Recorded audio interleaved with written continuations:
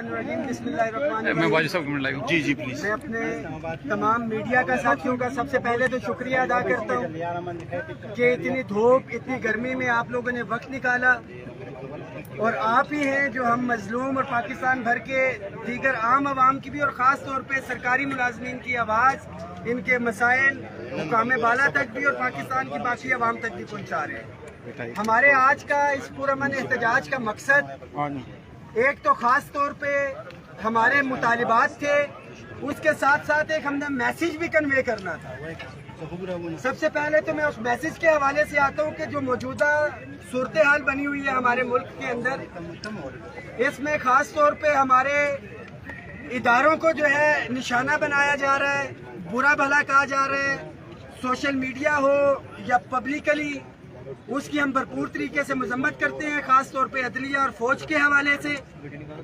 ये फौज है तो हमारा मुल्क है, और इसमें डेफिनेटली इंडिया से या दीगर मुल्कों की इसके अंदर जो आईडीज़ वहाँ से ऑपरेट हो रही हैं, जो आम आवाम मुलाजमीन को हुकूमत तो है ही है अपने इदारों के आमने सामने लाना चाहते हैं। मैं एक तो इसकी मजम्मत करता हूँ। आज के एहतजाज का हमने जो ज़ाब्ते इखलाक भी दिया था, उसके अंदर भी हमने वाज़ेह तौर पे आज ये पैगाम दिया था कि हम सरकारी मुलाजमीन अपनी मौजूदा हुकूमत के शाना बशाना खड़े हैं, जो कि हमारे फ़राइज़ में है। अब मैं अपने मुतालबात की तरफ आ जाता हूँ। पिछली हुकूमत के साथ हमारा एक तहरीरी मुआहदा हुआ था all government employees grand alliance का। उस वक़्त के वज़ीर आज़म जनाब इमरान खान साहब ने एक कमेटी बनाई थी, जिसमें परवेज़ खट्टक, शेख रशीद, अली मोहम्मद खान साहब थे। तहरीरी मुआहदा हुआ था, उस मुतालबे में से तनख्वाहों में तफरीक को ख़त्म करने के हवाले से था। 150% तकरीबन तनख्वाहों में तफरीक है, जो कि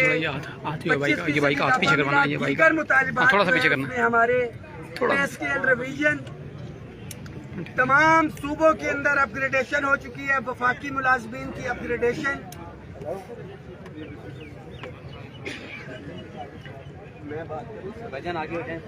जो 10-10, 20-20, 30-30 सालों से एक स्केल के अंदर साथी काम कर रहे हैं, अपना तमाम क्राइटेरिया को पूरा कर चुके हैं, मगर उनका चैनल ऑफ प्रमोशन नहीं है। उनके लिए time scale promotion, house rent, medical, convince allowance और दीगर